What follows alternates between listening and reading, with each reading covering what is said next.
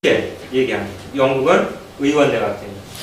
또 그러면서 여기에서 한 가지 더 나오는 용어가 있어요. 시험 문제에 많이 나오는 용어가 많이 나왔던 그런 말이 있습니다. 그것은 뭐냐면은 이런 거죠. 견제와 균형의 원리는 여기에서 이렇게 나왔는데요. 여기서 권력 융합이라고 하는 말을 많이 알아두세요. 권력 융합, 권력 융합. 융합이라는 것은 묶어놨다 하는 거죠. 예, 권력 융합형. 이것을 따로따로 띄워놓은 게 아니라 하나로 묶어놨다. 권력 융합형이라고 하는 말을 많이 씁니다. 자, 이것을 발전시킨 사람이 로크의 제자 몽테스큐에가 어떤 책에서 권력 분리론. 법의 정신이라고 하는 책이 있어요.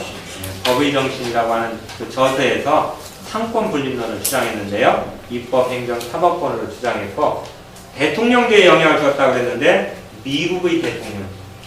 그러니까 순수한 미국의 대통령제는 여기에 우리는 대통령제는 대통령제인데 순수한 미국의 대통령제에 영향을 받기는 했지만은 여기에 의원내각제 요소를 가미하고 있어요. 순수한 대통령제는 아닙니다. 근데 미국은 온전한 이렇게 대통령제를 가지고 있습니다. 오늘날 대부분의 국가들은 현대 국가의 권력 분립은 삼권 중에서 행정권을 강화하는 경향이 크더라. 왜 그럴까요? 행정부의 권한이 제일 행정부에 사람이 많아서 또 대통령이 있어. 대통령 의지이기 때문에 또 복지를 하다 보니까. 복지를 하다 보니까 맞아요. 전문적인 회사에서 행정권. 그렇죠. 행정권을 강화하는 경향이 있다 그랬어요. 이거 중요한 말입니다. 중요한 말이에요. 그래서 행정국가, 복지국가 여기다 추가하는 거. 큰 정부, 또 적극국가.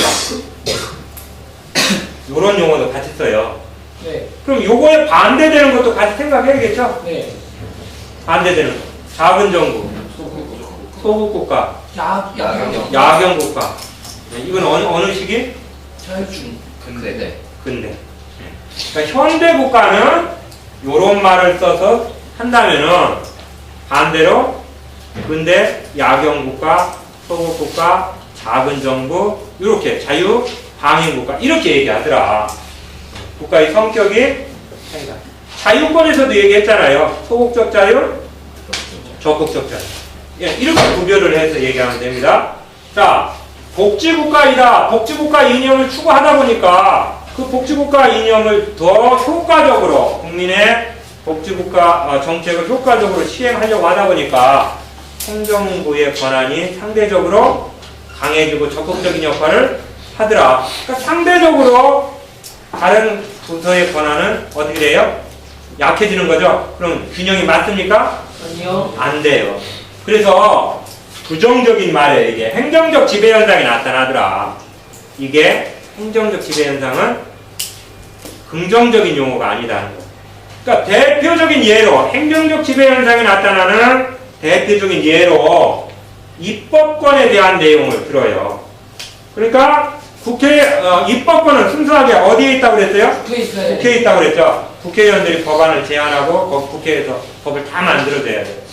그런데 오늘날 같이 이렇게 급변하는 사회, 굉장히 속도가 빠르죠? 그거에 맞춰서 또 다양화하고 세분화하는 사회, 그거에 맞춰서 법을 만들어야 하는데 국회의원들도 전문가지만은 행정부의 공무원들이 더 전문성이 많고 현장성이 높더라. 그래서 정부 위반, 법안을 만드는데 정부가 법안을 내는 거예요. 국회의원들이 내는 법안의 건수보다 정부가 낸 건수가 훨씬 더 많아졌다는 거예요.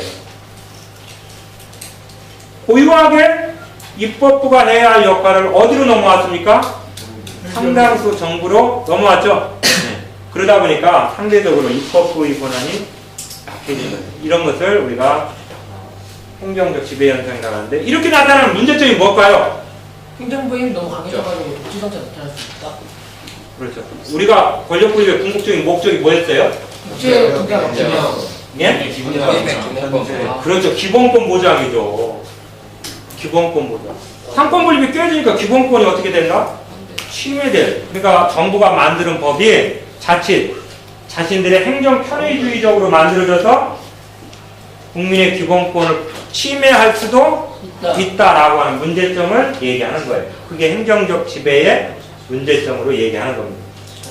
이해됩니까? 이해돼요? 네. 예.